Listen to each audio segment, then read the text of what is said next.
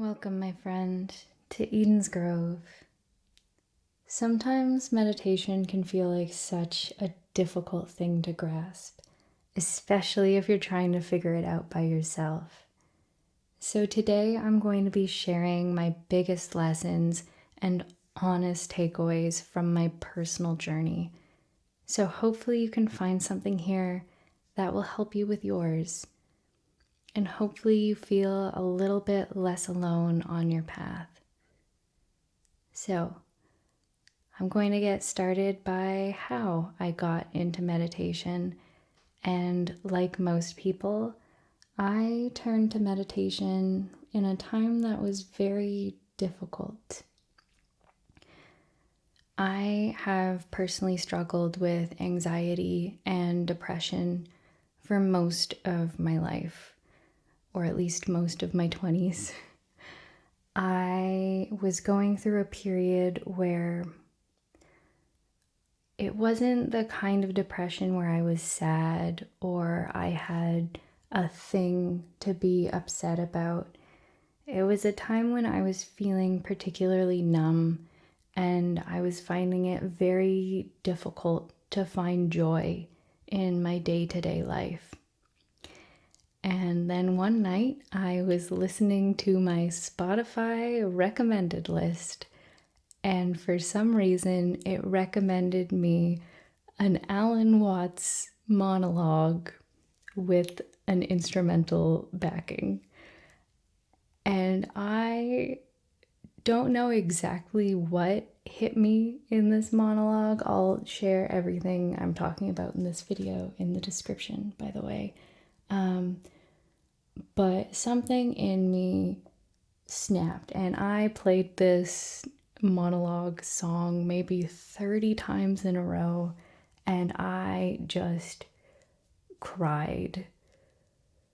And then the next morning, I looked into Alan Watts. I saw that he did a lot of teaching in Eastern traditions like Zen Buddhism, Taoism, and a lot of those things that he taught had meditation at its core. And I thought the words that this man is speaking is where I want to be. And so I want to do the thing that will get me to where this man is. And so I started meditating. Some of you may know that I started a Mindfulness 101 series almost immediately after I started meditating. And some people might think that's a little bit strange, but for me, there's two reasons. One, as I was looking into meditation at its beginnings, I found that a lot of teachings were fairly detached, especially for beginners.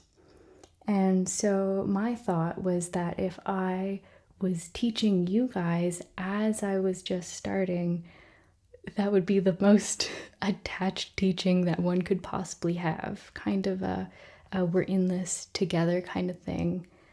And the other thing is that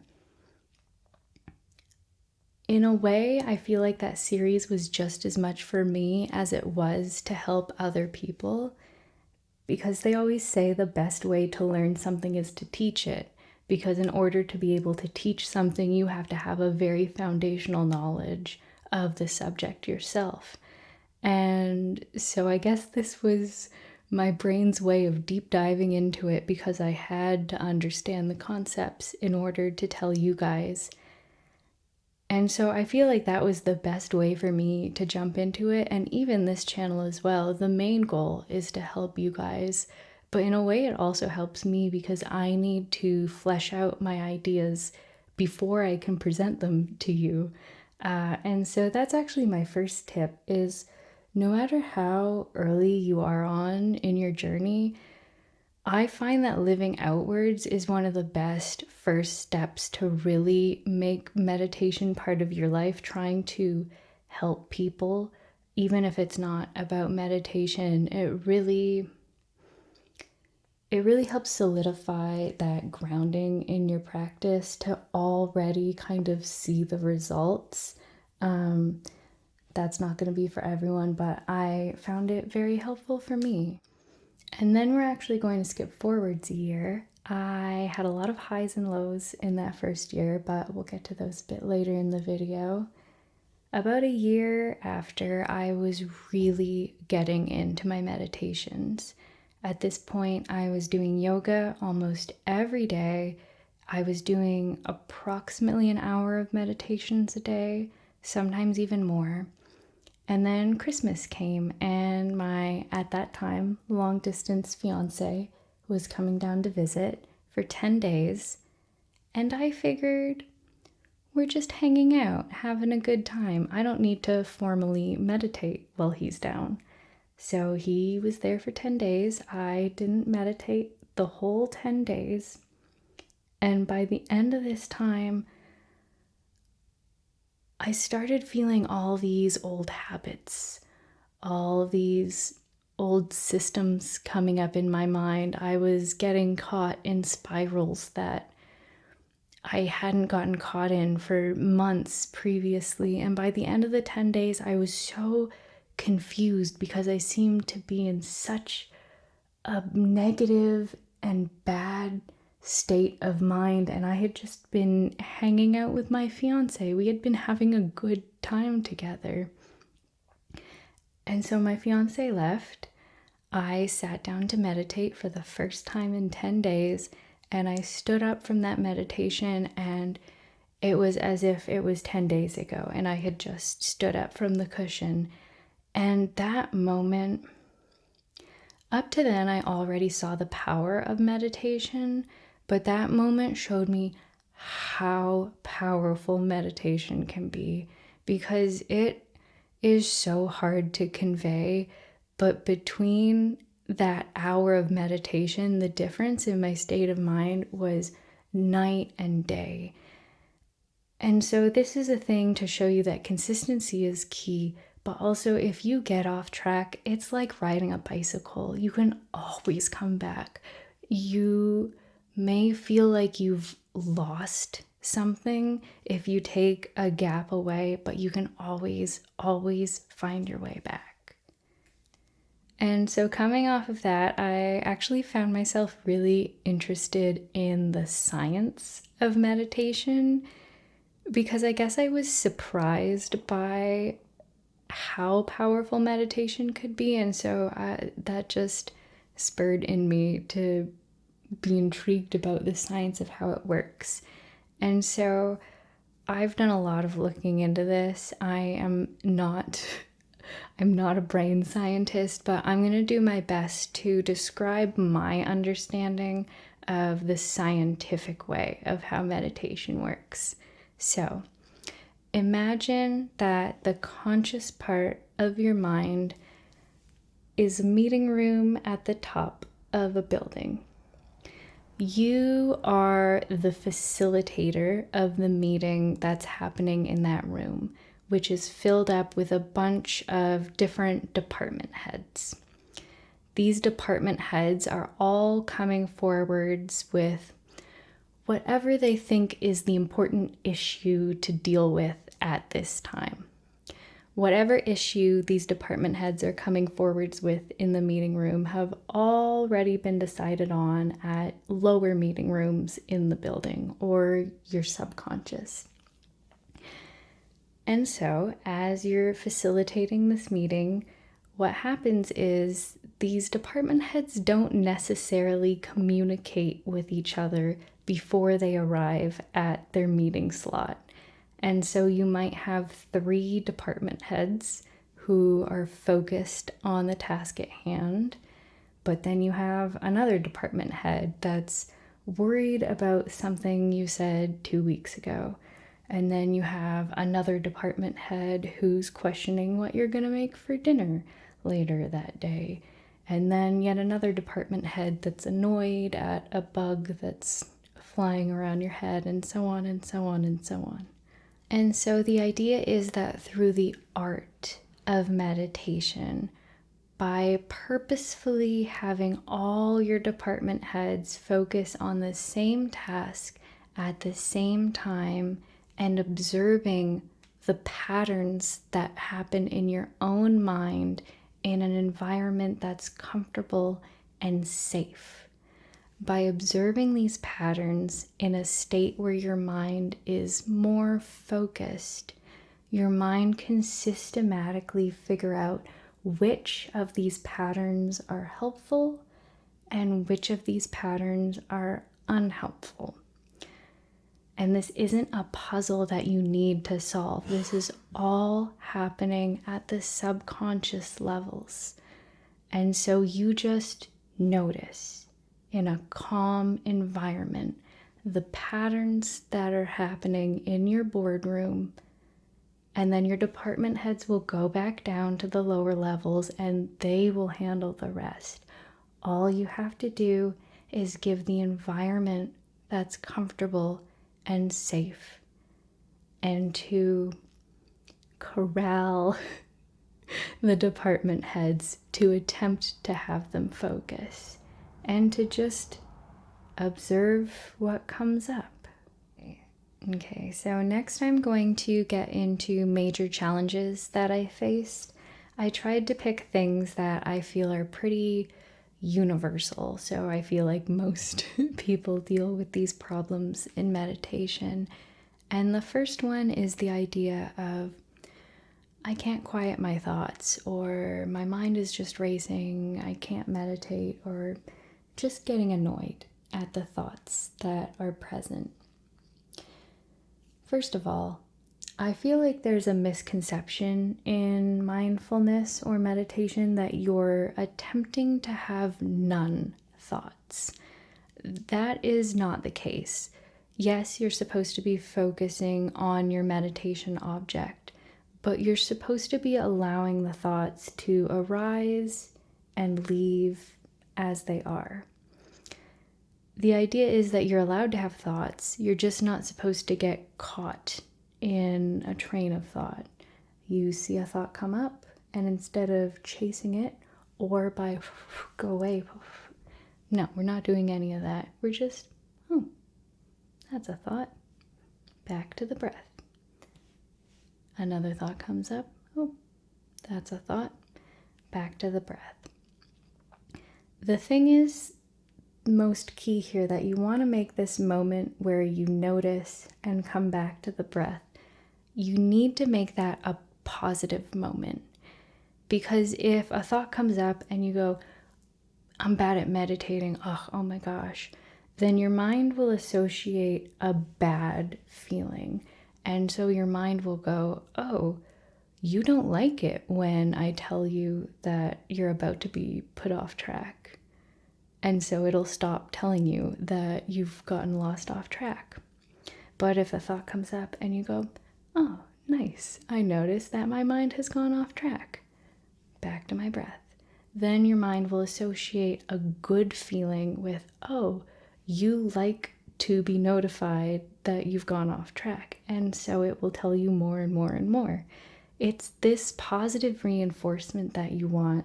And one thing that I actually personally found helpful was to make it feel very lighthearted. So for a while I had started saying hell yeah to myself. So a thought would come up and I would go, hell yeah, I noticed that my mind was going off track. Back to my breath. A thought would come up and I would go, hell yeah, I noticed my mind was going off track. Back to the breath. And it makes it this very light moment instead of, ugh, my mind's off track again. This is the learning right here. This moment where you notice and come back, that is the learning. That's the thing you're trying to do in meditation. The next challenge I wanted to address is also pretty universal. The idea that I'm doing this wrong, which everyone feels that all the time in meditation. There are so many techniques and theories and schools of thought. People telling you, do it this way. No, do it this way. It can be so difficult to figure out, am I doing this right? There can be completely conflicting ideas. First of all, the whole idea of I'm doing it wrong doesn't work with meditation, because meditation at its core is the act of being. It's an act of non-doing. And so you can't do it wrong because you're not doing anything. But this is one of the hardest concepts to convey, so I want to give you my idea of the difference between the state of doing and the state of being. So the state of doing is very reactive. It's a cat that's been backed into a corner that is searching for danger. It is ready for something to happen at all times. It is tensed up. It is constantly searching for what's better, what's worse. Am I doing this right? Am I doing this wrong? Scanning, scanning, scanning, constantly tense. Whereas the state of being is taking a step back. It's relaxing. It's being receptive. You can still be active from the state of being, but you're not reactive. If something happens, you aren't jumping up without thinking it through first. You are taking in everything around you first, analyzing it, figuring out your next step, and then taking that next step instead of being reactive to the thing. So that's a big, big key of meditation. Just relax. And that can be such a difficult thing to do. But when you are caught in your head, am I doing this right? Am I doing this wrong? That's just your ego trying to get in your way. And it's so much easier said than done. But just relax. There's no way you can do this wrong. And it will feel like you're doing it wrong some days. But just relax. Trust your intuition. You got this. And the fact that your mind is frequently in this state of being tensed, being reactionary, that is no fault of your own. I want to be very clear. We did not evolve to be happy. We evolved to survive. And the best way for us to survive was being constantly aware of threats coming from any corner. And that is a great skill that got us to where we needed to be. But through this technological age of everything getting different so quickly, our mind hasn't evolved to catch up with the lifestyle we still have. Our mind is still on the savannah, trying to hide from a leopard.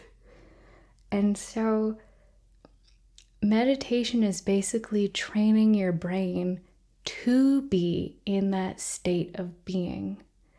It's sitting in a calm and safe environment. And when you can feel yourself getting tense, when you feel your mind getting in a thought spiral, you go, it's okay. We're safe. And when you feel yourself getting tense again, it's okay. We're safe. And so slowly, over time, you teach your mind we don't need to be afraid of danger lurking around every single corner. We're fine for most of the time. But it just takes time.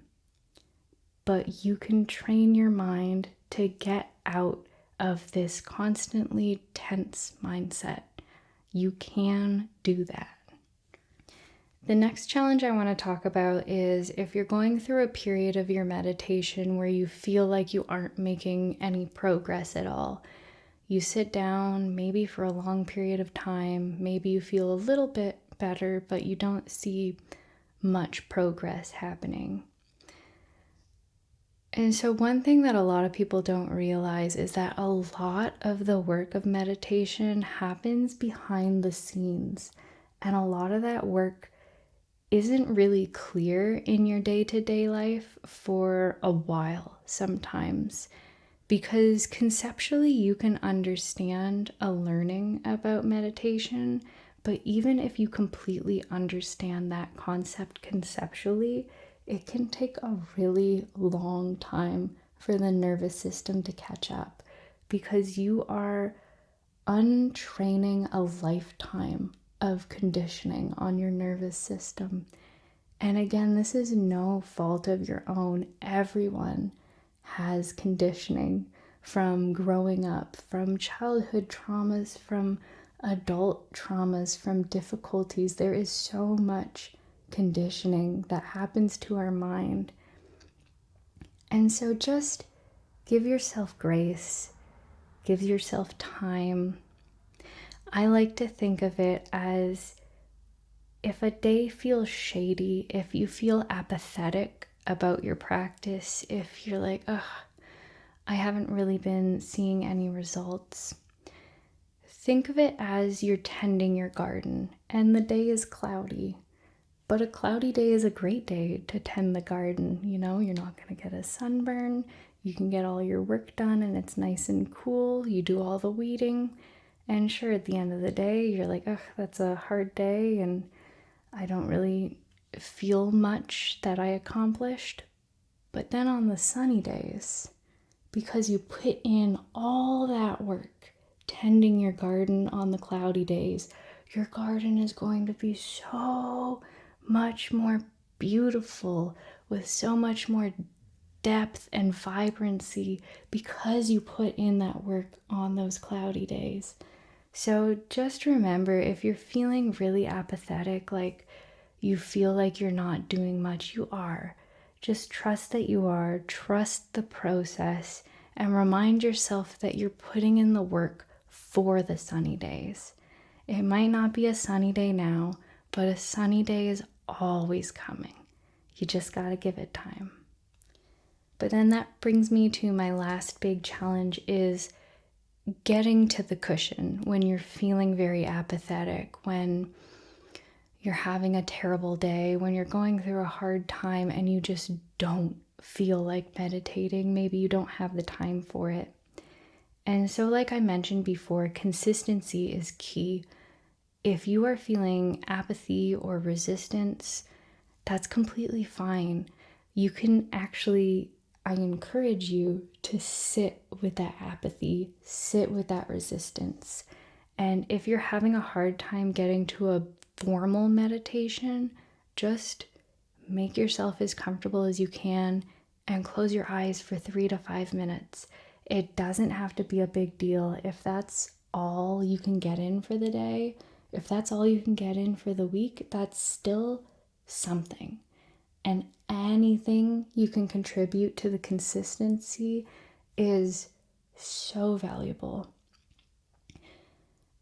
But I also want to bring up the point that these moments where we feel apathy and we still show up to practice, these moments where we feel resistance and we still show up to practice, these moments where we feel like we're doing it wrong and we still stay at the practice, the moments where we want to give up but we stay with the practice, those are the strongest moments in your journey.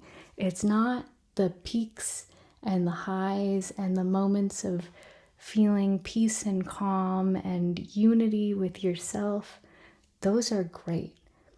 But the moments where you're struggling and you still choose yourself, those are the moments that really have so much power. And then I thought it would be fun to share a lot of the things that I personally found helpful in my journey. You guys will know that I am very, very pro personalization of your journey. So this isn't necessarily a blueprint for a journey. This is just the things that I personally found helpful. So, first of all, personalization was the biggest turning point of my meditation. The moment that I started veering off the railroad tracks is when I really started to get into meditation, and it started to feel, up until the point of personalization, it felt more like a chore, like going to the gym. I knew meditation was good for me, but I was kind of like, ugh, time to meditate again. There goes a chunk of my time. But as soon as I started personalizing my meditation, that's when I started getting invested in it, when I started actively feeling the benefits in the meditation itself. And so some of the things that I found, I prefer to meditate laying down, so Shavasana or corpse pose. I still do meditate in a seat sometimes, but usually I'll do it laying down.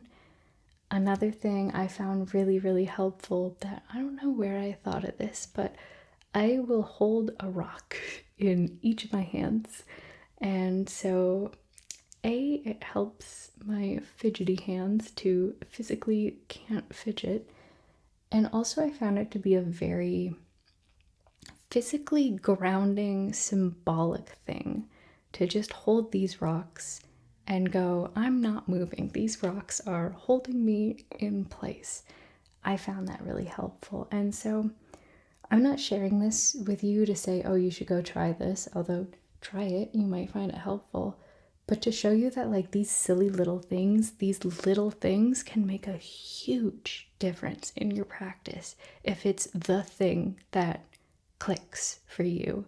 It doesn't have to be a big new technique all the time. It can be just one little teeny tiny change to your practice can change everything.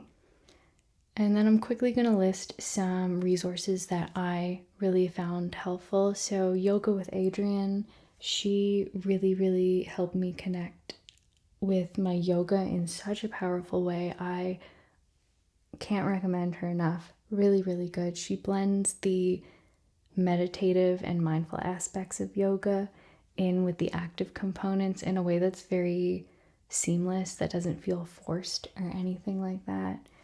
So recommend her.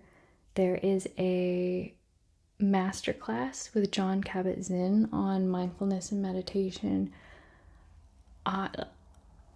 You can get a free trial with masterclass. I cannot recommend this masterclass enough. It really helped me kind of connect with why I was doing meditation. This masterclass really helped light my passion for mindfulness that I didn't really have up until this point. So recommend that masterclass. Really, really good. I also recommend, there's a book called The Mind Illuminated. That's where I got a lot of the science of meditation. So if you're interested in science and you think that adding in that layer will help your practice, definitely recommend The Mind Illuminated. And then one of the other biggest things on my journey is a teacher called Adyashanti. He speaks in a way where it's poetic and beautiful, and you feel like he's there for you. Like, it feels like he's talking to you personally. He's got that kind of presence in his guided meditations, and he can convey so much complicated information with so little words in a way that's very poetic. Highly recommend any of his guided meditations, any of his books. Love, love, love anything from Adyashanti. And so to wrap up this video, I wanted to share 3 of my personal key takeaways from looking back at my time in my meditation journey so far. And the first thing, you've probably heard before, that the path to spirituality or mindfulness is not a straight path. I like to take it a step further in my mind, and I imagine the path to mindfulness is an oblong spiral. And the thing you're aiming for, not a destination, because there is no destination, is in the middle. And sometimes you feel really, really close to your destination, and then you take a step forwards and you feel further away. And you take another step forwards and you feel even further away. And you take another step forwards and you feel even further away. And you can get to these points when you're especially far away, and it is so hard to feel like I've put in so much work, and it feels like I'm even worse off than a week or a month or a year ago. How can I put in this much work and feel worse off? And so I'm here to tell you that there will be times that are difficult. Of course there will, but just take a step forward. Just keep taking steps forward. I promise you, you are getting closer. And I know sometimes it really doesn't feel like it, but you are. You just have to take a step forwards. The next key takeaway I have is everything is a part of the practice, and this means everything. It's not only the great moments, and it's also not even the bad moments. It's also the in-between moments. Like I said, the apathy, the resistance, the frustration, the boredom. It's all a part of the practice. We're not just sitting in peace and calm for an hour at a time. We're sitting with whatever chooses to arise. We're watching the patterns and we're being with them, whilst also not letting them overtake anything or letting us get caught up in them. And so whatever arises in your meditation, whether it be good, bad, neutral, everything is a part of the meditation, and it all deserves your honest and sincere care. And it can be a very difficult thing to figure out. I still have a lot of difficulty figuring this one out. But so like I said before, if you feel like you can't make it to a big meditation because you're whatever feeling that day, just close your eyes, get comfortable, be with that feeling for a couple of minutes, and then move on. And maybe you'll feel better tomorrow. Maybe you don't. That's okay too. Just sit with however you show up that day, because you are whole and complete and perfect just as you have shown up. And so just sit with that. And then the last key takeaway, I've already mentioned it, but just to hammer it in, relax. Just relax. Such a key component of meditation is just allowing your nervous system to relax. So if you are ever confused or concerned about doing your meditation right or wrong, just focus on your breathing. Keep it simple. Relax. You can add more depth and layers and whatever when you're feeling more confident, but if you are in a place where you don't know what to do, just relax. That can be your meditation, sitting with whatever can't relax until it feels like it can. Just chill out, man. But I really hope that you found something in this video. I would love to hear what you found particularly interesting, and I would also love to hear what you have found helpful on your journey or what you haven't found helpful in your journey. And while you're down in the comments section, you should definitely hit that like button while you're down there because you're there anyways, so you should definitely do that. I think that's the best call to action I've ever done. I'm gonna keep it like that. Thank you so much for sharing your time with me today, and I'll see you next time. Bye.